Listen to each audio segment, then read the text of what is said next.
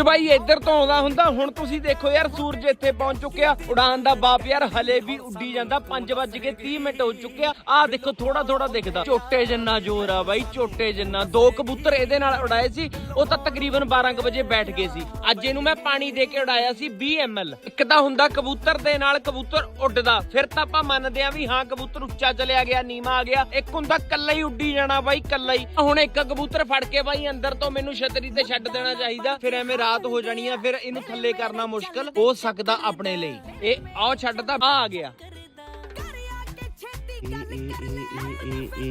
ਬੈਠ ਗਿਆ। ਇਹ ਤਾਂ ਚਲੇ ਗਿਆ ਬਾਜੀ, ਹੁਣ ਆਊਗਾ।